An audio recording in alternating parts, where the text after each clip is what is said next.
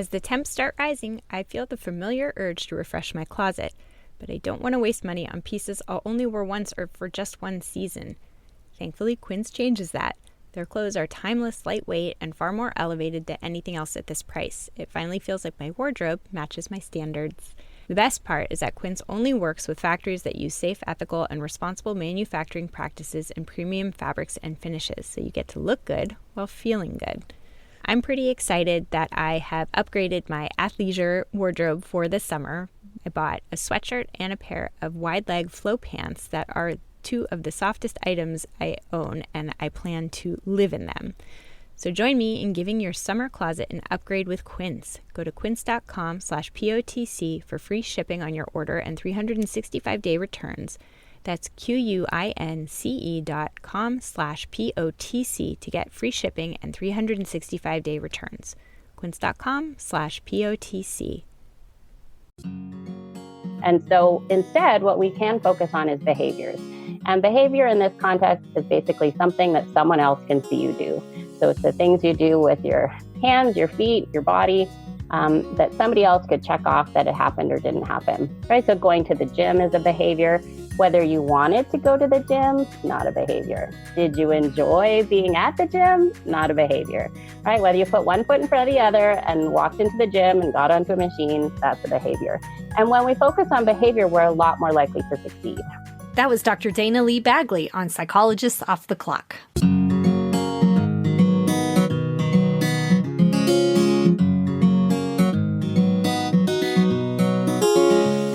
We are three clinical psychologists here to bring you cutting-edge and science-based ideas from psychology to help you flourish in your relationships, work, and health. I'm Dr. Debbie Sorensen, practicing in Mile High, Denver, Colorado, co-author of ACT Daily Journal and an upcoming book on ACT for Burnout. I'm Dr. Yael Schoenbrunn, a Boston-based clinical psychologist, assistant professor at Brown University, and author of the book Work, Parent, Thrive. And from coastal New England, I'm Dr. Jill Stoddard, author of Be Mighty, the Big Book of ACT Metaphors, and the upcoming Imposter No More. We hope you take what you learn here to build a rich and meaningful life. Thank you for listening to Psychologists Off the Clock. We're proud to be sponsored by Praxis, the premier provider of continuing education training for mental health professionals. Right now, Praxis is offering both virtual and in-person trainings. And for the virtual trainings, they have both live and on-demand courses. Praxis is our go-to for evidence-based CE trainings, and they're especially known for their ACT trainings. Some of the best expert peer-reviewed ACT trainers offer courses with Praxis. Check out their current offerings at praxiscet.com, or you can link to them through our website, offtheclockpsych.com, and you can get a discount on live training events if you use the code OFFTHECLOCK. Hi everyone, this is Debbie. This holiday season, we at Psychologists Off the Clock decided to re-release an old favorite episode of ours.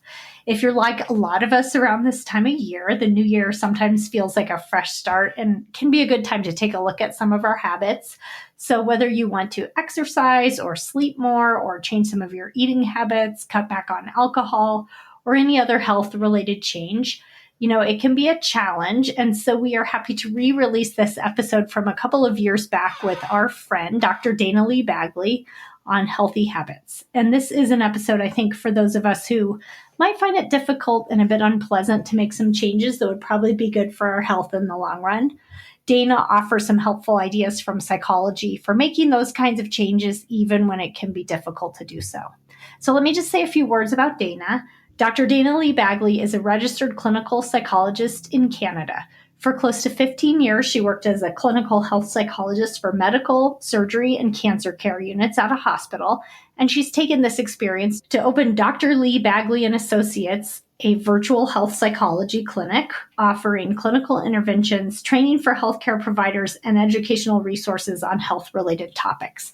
She holds an assistant professor appointment in the Department of Family Medicine and a cross appointment in the Department of Psychology and Neuroscience at Dalhousie University, an adjunct professor appointment in the Department of Industrial and Organizational Psychology at St. Mary's University. She's an internationally recognized trainer in acceptance and commitment therapy, and her book that we talk a lot about in the episode is called Healthy Habits Suck: How to Get Off the Couch and Live a Healthy Life Even If You Don't Want to. And so we hope you have a healthy and happy new year. And without further ado, here is the conversation with Dr. Dayna Lee-Baggley. The premise of the book here, Healthy Habits Suck, is that it's really for people who find these kind of healthy behaviors to be kind of unpleasant and hard. I love that you say basically that if you're the kind of person who loves to jump out of bed at 5 a.m. to run and then come back home and drink a green kale smoothie, this is probably not the book that you need. So your book is really geared, I think, to those of us who find it a bit more challenging. Do you find it challenging yourself? Yes, I am not one of the people who meditates daily and who loves going to the gym. I'm the person that wakes up and thinks, oh crap, do I really have to go to the gym? So, and I actually think that the people who don't enjoy exercise are actually probably more normal, quote unquote, than the people who love it. And so it's really to help those people who I think are really the majority of people to live healthier lives. Right. And you can see, I think, as people, if you look at the population as a whole and you look at the people who are coming in for medical treatment, especially later in life, that you can see that for many of us, this is a struggle and we're probably not really where we want to be. And your book really, one other thing I love about it, it doesn't tell people what to do. So it's not a book about like, do this, don't do that. You do give some examples of things that people are working on. But I think your premise is that, most of us probably have a good sense of what we think would be a healthy change, right? But it's more about how to do it when it's hard and when we don't find it enjoyable. Yeah. And that's, the premise of the book is really that most of us know already the things that we should be doing to be healthy. It's pretty rare, for me to encounter someone and say, did you know that like fruits and vegetables are good for you? Like, do you know activity and exercise is healthy? I mean, these are not shocking things to people. And so what's really challenging is the how to do it and how to stick with it. And so the book really focuses on the how to do it rather than the what to do. Yeah, the how to do it, and also how to get past some of those challenges that make it different, which we'll talk a little bit about some of your strategies. But first, let's talk about why is it difficult? And I think in your book, you make a pretty compelling case that it makes some sense in terms of how we're wired as humans and our evolution. Can you speak a little bit about why are these kind of healthy habits a challenge for so many of us? Yeah. So, over evolutionary time, humans have been shaped to seek pleasure, avoid pain, do the thing that takes the least amount of effort and live for today. And that's really, what I refer to as our caveman brain. It's like the paleo-mammalian brain that was shaped during caveman times. Is all about survival. And those principles are really great to live by if you're a caveman, right? So pain was usually associated with death. We were getting the same amount of exercise like triathletes get nowadays. So if you had a chance to rest, you should totally rest. And our life expectancy was about 30. So you should really be focusing on things that were going to help you today. And so that our caveman brain is hardwired towards those principles. Healthy habits, on the other hand, require you basically to do the opposite. So you have to avoid pleasure. You shouldn't have that ice cream. You have to accept pain. You should go for a run. You should do the thing that takes the most amount of effort. You should take the stairs and not the elevator. And you should live for the future. Don't you know that might kill you in 20 years? And so this is partly why healthy habits suck, because they really violate how humans are hardwired. Yeah, we've talked on the podcast. We had an episode a while ago where we talked about how we are sort of in an environment that's a mismatch with our evolution, right? So we have all these calories available to us. We have the opportunity to be quite sedentary and still survive for a long time. And so it's like our environment is kind of working against what our bodies are designed for. Yeah, we're just a mismatch with our modern world, right? So that caveman survival brain, awesome if you're a caveman, not that helpful for our modern living. That's right. Yeah. One of the shifts I think that your book brings into the field that may be a little bit different from traditional approaches is that it doesn't focus on weight loss per se as a goal. Instead, it focuses on healthy behaviors. And you're very deliberate about that. And you explain why. Can you tell our listeners a little bit about why setting behavioral goals instead of focusing on these sort of outcome goals like weight loss is better? Yeah, so it's a normal and typical thing, both for individuals and healthcare providers, to set outcomes as the goal. And that's things like weight, things like blood pressure, your blood sugars, those kinds of things are outcomes. And they're outcomes because they're influenced by a whole number of different things that we don't have one-to-one control on over outcomes. And weight, in fact, is influenced by a huge number of factors, including things like your genetics, the neighborhood you live in, whether your mother was overweight when she was pregnant, how much sleep you get, the stress levels, how much cortisol you have in your body. And so it's influenced by a huge number of factors, many of which we have no control over. And how much you exercise and how much you eat is only one factor that influences weight. So even though we can influence weight, we don't have one-to-one control over it. And the problem with using these as goals is that because we don't have direct control, at some point, inevitably, your efforts will not get you to your goal.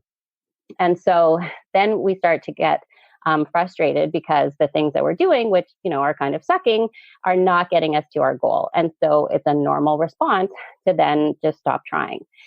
Even if you are successful at losing some weight, the way we understand goals in our culture is that once you get to a goal, then you stop doing the things that got you to the goal and you move on to the next goal. And of course, if you do that with weight, all the things that you're doing to help you lose weight, when you stop doing those behaviors, the weight comes back on.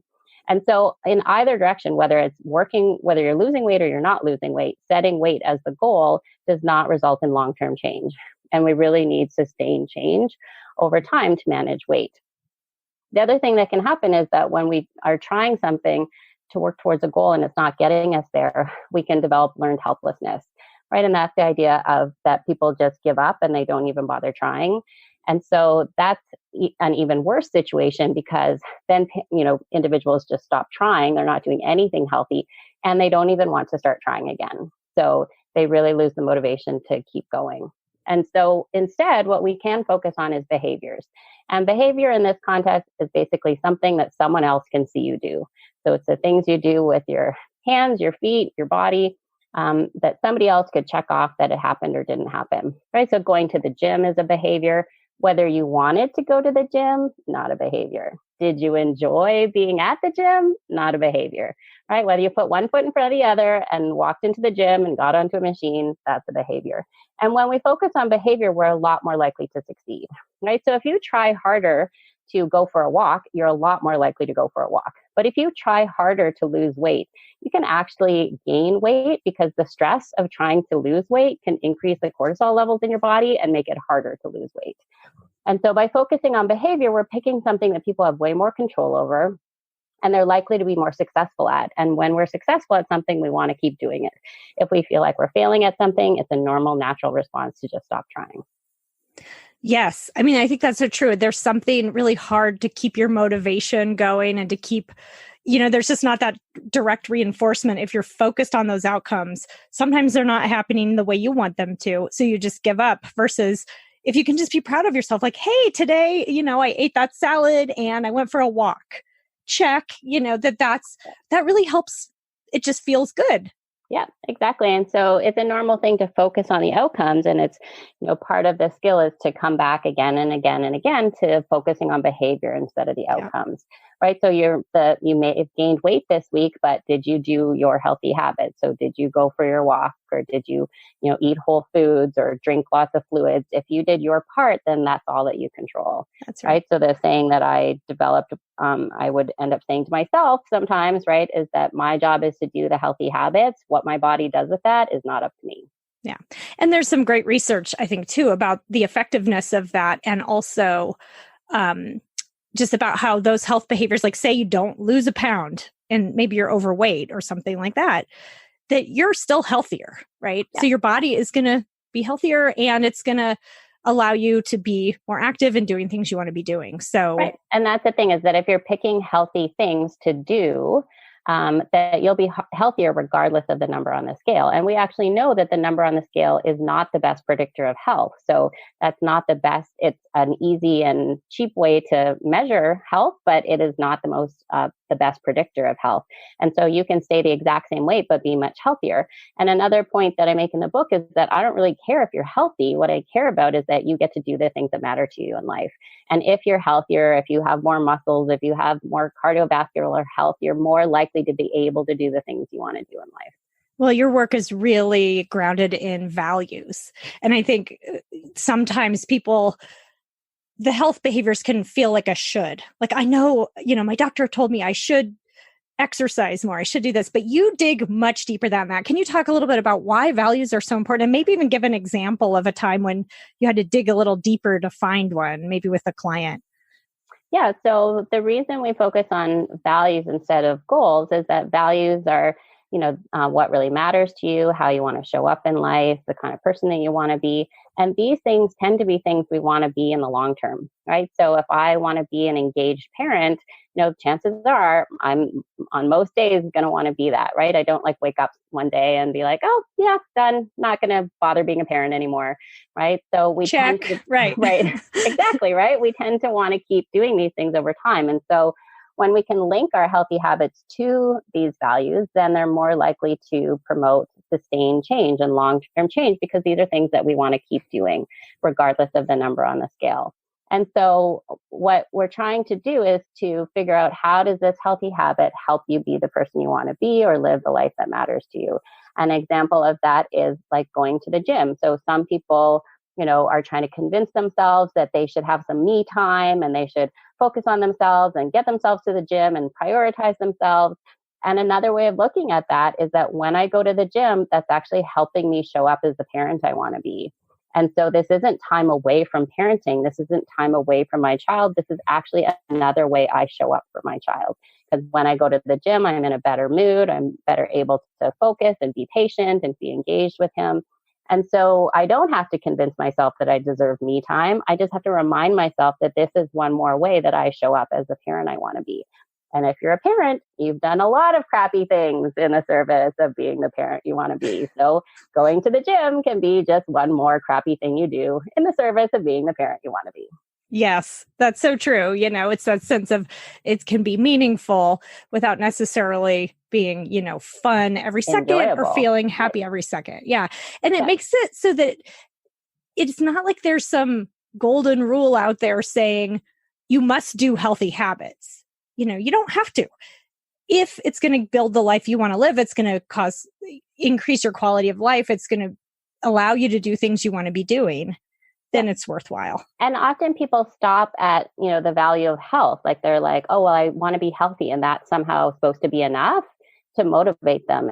And health isn't really a value. It's a domain. It's an area of your life.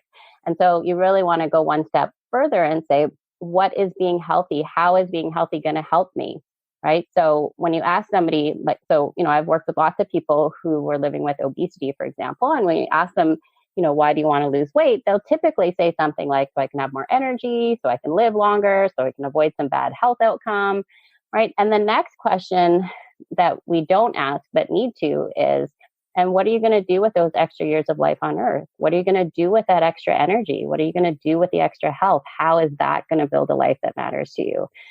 Because we need to get to that second question, which is more about values, about what you're going to use your health for, as opposed to just stopping with health. And this is, when we work with healthcare providers, for example, working with somebody who has diabetes and you'll say like, well, why do you want to manage your diabetes? And they'll say things like, well, if I don't, I could go blind. And as healthcare providers, we think, oh, good. They know that they could go blind. That's clearly enough. But it's actually not, right? You actually need to ask the next question was like, do you need to use your eyes for anything that matters to you in life? I was talking to a patient who was like, yeah, I could get heart disease and have a heart attack if I don't manage my diabetes. And I literally said, is there anything you need your heart beating for? Does that matter to you? Like, why does it matter to be here on this planet? Why does it matter to keep being here and to have more years of life here? That kind of question will get you to values, and that can be highly motivating. And it's motivating not because it makes the behavior easier, but it makes it more worth it. And that's what we're trying to do, right? We're not trying to make the healthy habits easier. We're trying to find a reason to make it worth it to do the crappy work of being healthy. Well, I hope some healthcare providers are listening to this because I think that is huge. Because I think often it's that you should do this, you should do that. And so this really makes it much more meaningful to people. And from there, once you have the values and you've established the why for this, you help people set these very specific, very behavioral goals. You have a couple of things in your book about SMART goals and the 90% rule. Can you tell us a little bit about what makes a successful behaviorally oriented goal?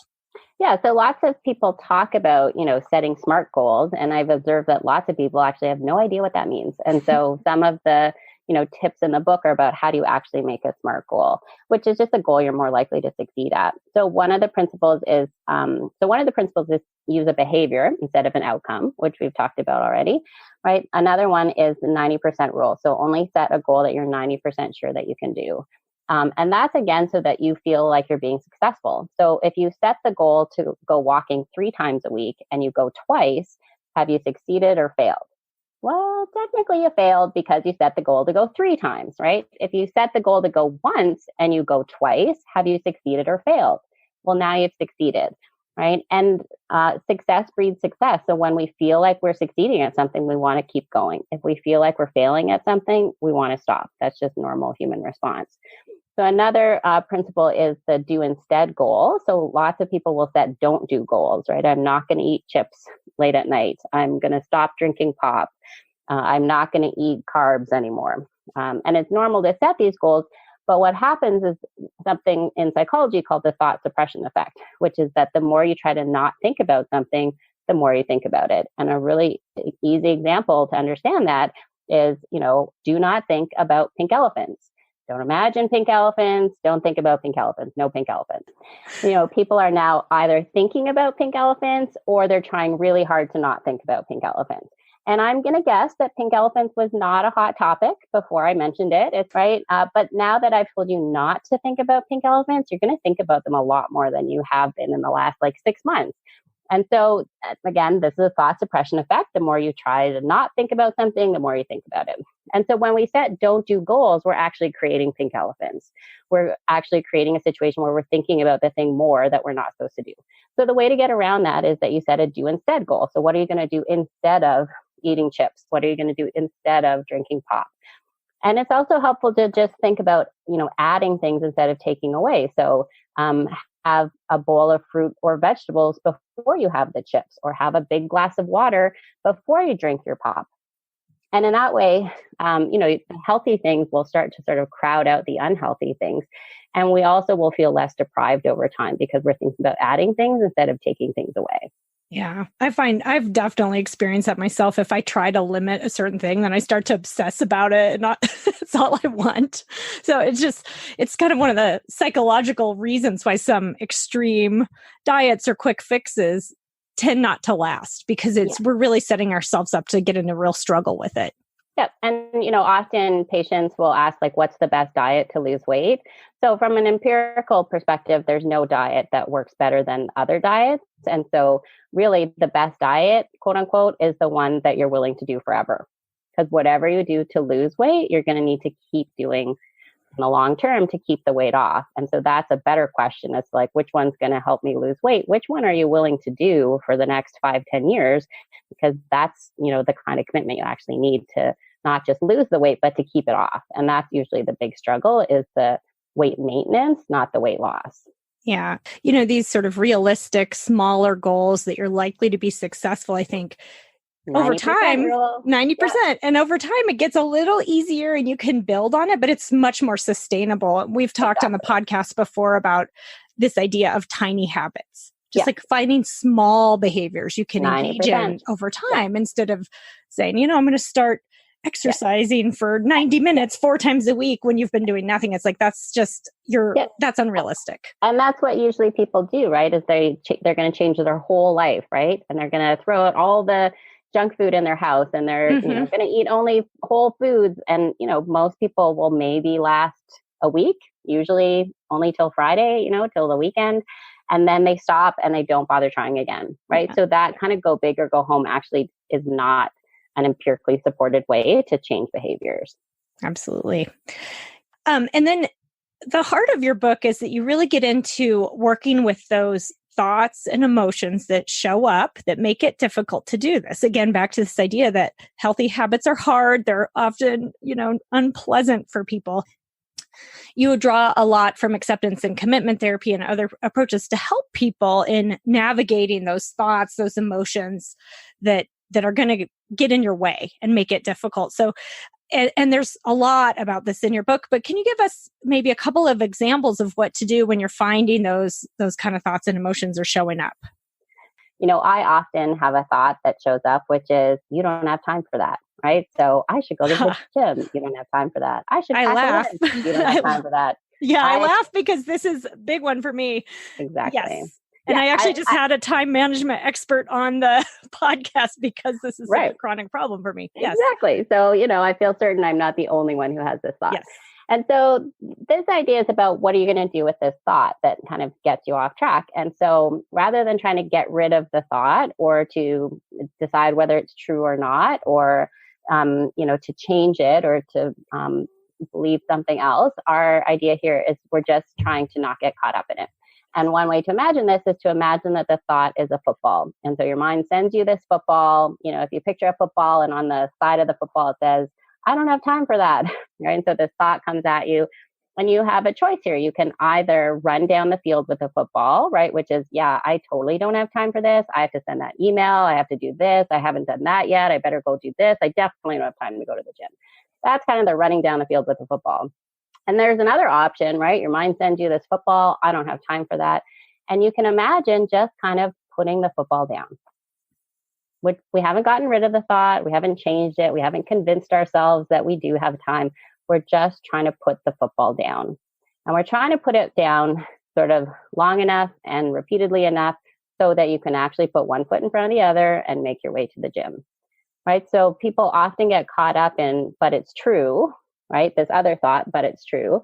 And the trickiness of that is that there's a lot of things we get caught up in that it's really hard to tell whether it's true or not. Do you really have time? Are you really too tired to go to the gym? I have no idea.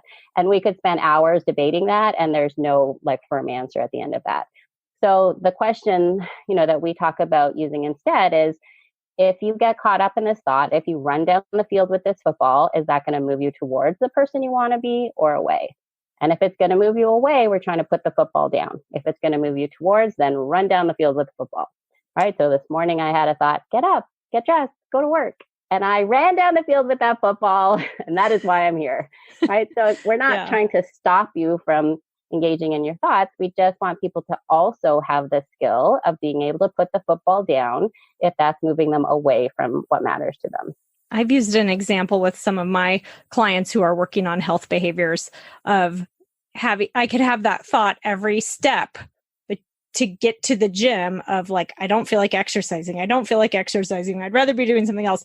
And I can still have that thought with each step I take to get in my car, drive to the gym, check in, and you can basically not let those kind of thoughts run the show. Yep. And then it's like a rinse and repeat thing, right? You don't put the football down once. Your mind's going to send you this football repeatedly, and you're just trying to put the football down more often than you did before, right? On the thoughts that are leading you away from who you want to be. That's right. Now, what about the emotions? So I think that sometimes some just not very fun emotions show up when we're doing, say, exercise or making these kind of choices. We can, there's something so emotionally comforting about sitting on the couch with a bowl of ice cream. Yeah, how do you recommend that people tackle those? Yeah. So again, part of the messaging about that is that these so-called negative feelings, like sadness, anger, frustration, all of those things are actually a normal part of being a human. Right. And in fact, humans are much more hardwired towards the so-called negative feelings than they are the so-called positive feelings. So I'm often telling my clients that happiness is a terrible life goal because it's not something that you can get to and stay with. And our culture has really done everyone a disservice by even suggesting that that's possible. So, the first principle is that these feelings are useful, they're helpful, they are there for good reason, and they may not be giving you good advice for the modern context, right? So anger is a sign that there's something you don't like.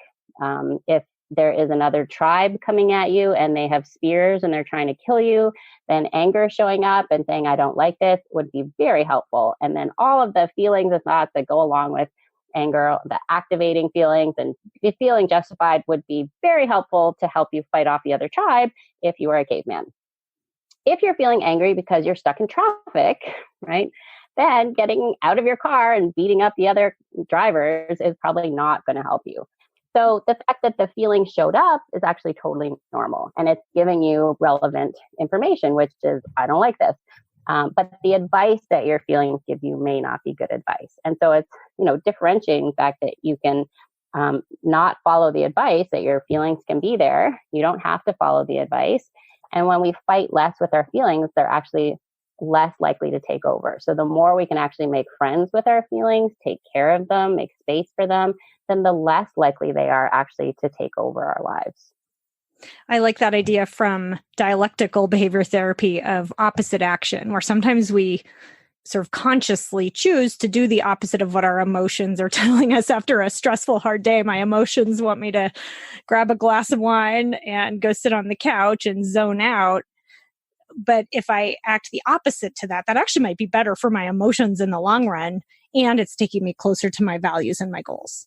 Yep. And that's, again, what is following the advice of this feeling going to move you towards the things that matter to you or away? Most of the advice is actually quite appropriate for a short-term fix, right? So there's lots of people who come to my office who will say, I want to fix my relationship. I want to fix my dysfunctional relationship with food.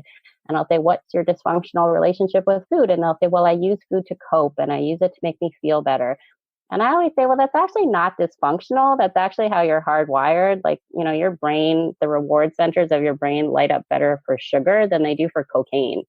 So eating actually does make you feel better in the short term, right? So it's not actually that there's something wrong with you that you're using food to cope. That's exactly how humans are hardwired. It's just, it's a very short-term fix. And so usually what people actually mean is that they don't want that behavior to kind of take over their life, or it's not resulting in like the long-term kind of things that they want for their life.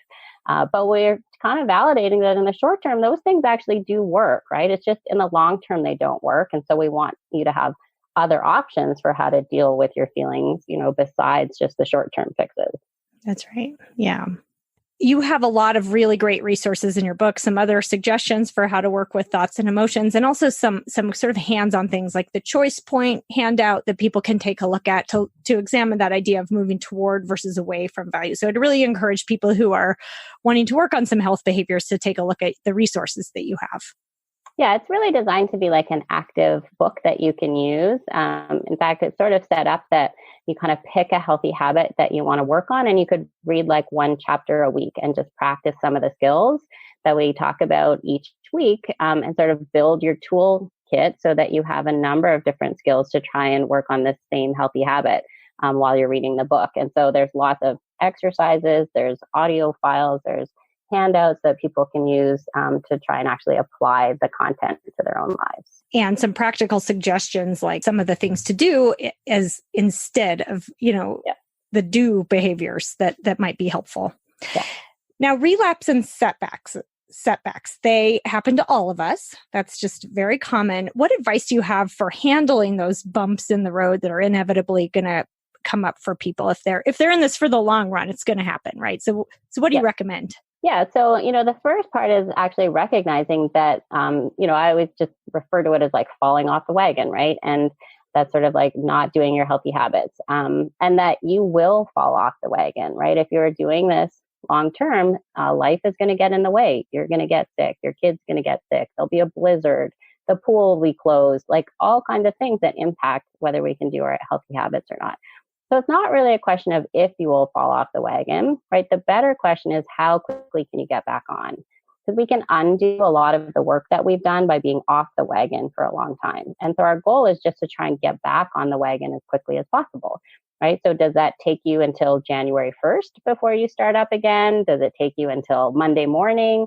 Or could it be like the next morning or the next meal or the next bite that you get back on track? And one of the key skills in getting back on track is actually self-compassion, right? So again, culturally, our society kind of says that if you're hard on yourself, then you're way more likely to change. And also our brains, caveman brain is wired to be critical, to evaluate, to judge, which again is useful when you're a caveman. And so this automatic response of being judgmental shows up and being self-critical. But we actually know from research that doesn't actually help people change. And it's when people feel supported and understood, and when they are kind to themselves, that actually promotes long-term change. And so I review a number of different ways of practicing the skill of self-compassion, of being kind to yourself in the face of personal failings or setbacks, so that you can get back on the wagon faster. That's great. Yeah. So noticing it, being self-compassionate, and just getting right back on the wagon. Yeah. And so we talk about, identifying a behavior ahead of time that is kind of like a pivot behavior for you, that's like symbolic for you of now I'm getting back on track. And that could be something like going for a 5-minute walk, or drinking a big glass of water, or having an apple, something really simple, right, that you can do under almost any circumstances that kind of reminds you to get back on track. That this is you pivoting right back on track. And then go back to your 90% rules, right? You don't have to do everything all at once to get back on track. We're kind of thinking about how to ease yourself back on the wagon rather than, an all or nothing thing. So go back to your 90% goals and ease yourself back on the wagon. And then you're way more likely to get back on the wagon the next time you fall off. Yeah, that's great. Don't spend too much time just sitting there beating yourself over it. Just keep moving. Yeah. Well, and people then kind of give up even more, right? They're like, well, I ate the piece of cake. I might as well have the entire cake. Right. Or, I blew my diet. I might as well eat the whole pizza. Right. And that's a normal response that people have. And, again, then just further undermines all their efforts. And so we're trying to, stop that by, the other part is that whatever you did to fall off the wagon was probably just you being a normal human. It was probably just you following your caveman mind. And if you're a caveman, it would have been excellent advice, right? So eating everything that you can eat when food is available is a great strategy for cave people, because food was not always available. So eating until the plate was, empty, eating past the point of being full was very effective. And I often say, those skinny girls in the magazines, they're not the ones that survive a long winter. They're not getting through a famine, right? So being able to put on weight is actually incredibly adaptive for humans in our historical context, right? We're just not meant to live in an environment where you can ingest an entire day's worth of calories in a single Starbucks cup, right? So it's also to be kind to ourselves that our environment is also not supportive of healthy habits. It is entirely triggering for unhealthy habits. So whatever you did to fall off the wagon, it's probably just you being a normal human. Congratulations, right? And then how can you be kind to yourself so that you can get back on the wagon as quickly as possible? Yeah, I love that. It takes the blame off. We on the podcast, we had an episode where we were talking about that environmental construct and this idea that it's not your fault and it is your responsibility, but it allows for more self-compassion to think of it that way. And if you need more self-compassion, inspiration, we have a number of episodes we've done on that topic. And also in your book, you cover self-compassion, because that's a skill as well, right? It is, yeah. And so it's really common for people to struggle to do it, right? They often, some of the things that we say or think to ourselves, we would never say to another human, right? And again, our caveman mind is really good at being self-critical, but it is a skill to recognize that you're being critical, which again is just normal mind behavior, and to actively choose to be compassionate to yourself instead. That's right. So the end of your book was so moving. Actually, that was the part of your book that brought a little tear to my eyes, Dayna, which is the part about quality of life and just why this matters and how this can be helpful to people. And can you speak a little bit about that to sort of close out the interview? I just love that part. Right. So, part of, I sort of mentioned earlier that I don't really care if people are healthier. What I care about is that they're living meaningful and purposeful lives. And, working in a healthcare setting with people who are facing life-threatening illnesses, the healthcare system is really designed to give you longer life, but not necessarily more quality of life. And so it's really about choosing things that matter to you. Sometimes that's not always picking the longer lifespan. Sometimes it's picking the higher quality of life. And I talk about the fact that when there's, data about when physicians choose to die, or when they are faced with a terminal illness, they don't pick all these life-saving, these interventions that don't save people's lives, but just extend them by a few weeks. And what they do instead is they go home and they spend time with their families. And so it's okay to not always pick the healthy option. It is okay to choose quality of life. And it's okay to make that decision consciously and deliberately, right? And it's really about living a meaningful, purposeful life. Yeah, that's what it's all about. And one example from your book that just really stuck with me was this idea of best weight, that it's not always the lowest weight that's best. So for example, if you're saying to yourself like, well, my family and friends are all getting together for a holiday party, but I'm not going to go because there's too many calories there and it's going to be too hard. That's a huge, your book also writes about social connection. And I think that's a huge cost that may not be worth it. And that we do make those decisions. And really the important thing to keep in mind is that having the best life you can for yourself, whatever that looks like. Yeah, right. And so, the concept of best weight is like the smallest number of calories you can ingest and still enjoy your life, right? So there's costs to managing weight in terms of what you do and don't participate in, the amount of time you spend taking care of yourself. Now, I always think it's good to take care of yourself and to recognize that sometimes we make a trade-off and we choose the unhealthy thing because that's something else that's really important to us about spending time with our friends or families. I often would encounter patients who are trying to lose weight and their strategy was, at the holidays, for example, they'd be like, I'm not going to any Christmas parties. Yeah. And, that's a short-term strategy because I don't actually want you to live a life where you never have any social outings because there's going to be food there, which again is recognizing that the environment is not going to be conducive to healthy choices. And sometimes we make a trade-off, right, about what we want our quality of life to be rather than just extending our lives. Right. Because there's other things that matter to us too.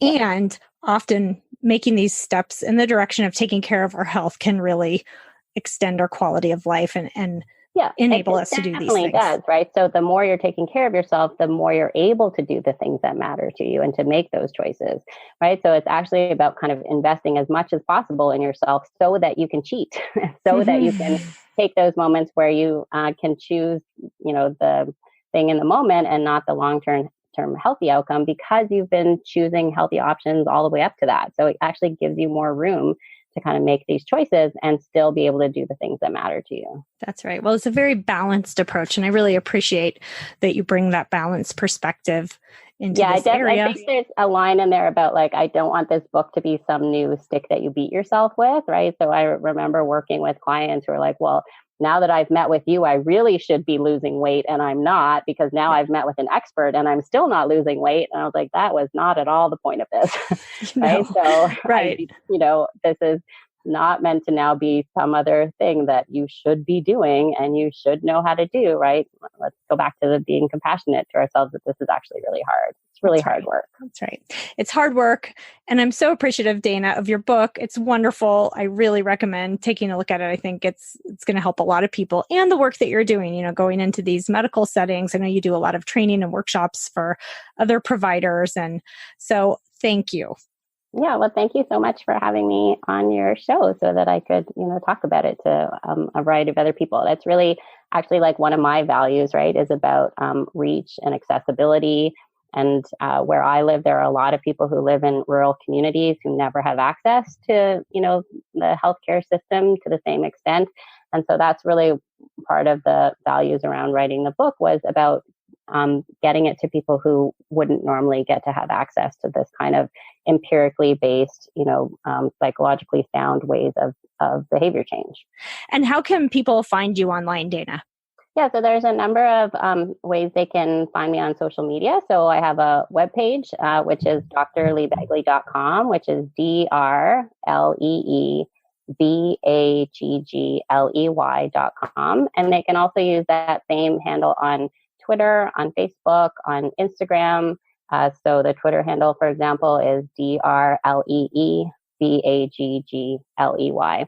And I often am actually tweeting about healthy habits and tips for healthcare providers and often content related to the book and the kind of work that I do. Well, thank you, Dayna. And we'll link to your book and to your webpage on our show notes for today's episode. And thank you so much again for joining us.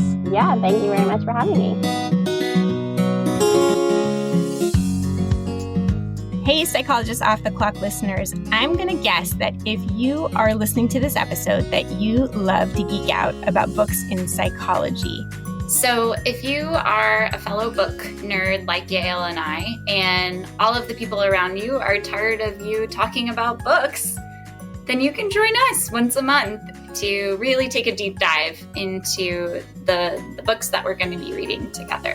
So if you want to join us, all you have to do is send an email with the subject heading RSVP to offtheclockpsych@gmail.com, and we'll send you information for upcoming meetings of the book club. We hope to see you there. Thank you for listening to Psychologists Off the Clock. If you enjoy our podcast, you can help us out by leaving a review or contributing on Patreon. You can get more psychology tips by subscribing to our newsletter, and you can find us wherever you get your podcasts. Connect with us on social media by going to our website at offtheclockpsych.com/merch. We'd like to thank our strategic consultant, Michael Harold, our dissemination coordinator, Katie Rothfelder, and our editorial coordinator, Melissa Miller. This podcast is for informational and entertainment purposes only and is not meant to be a substitute for mental health treatment. If you're having a mental health emergency, dial 911. If you're looking for mental health treatment, please visit the resources page of our website, offtheclockpsych.com.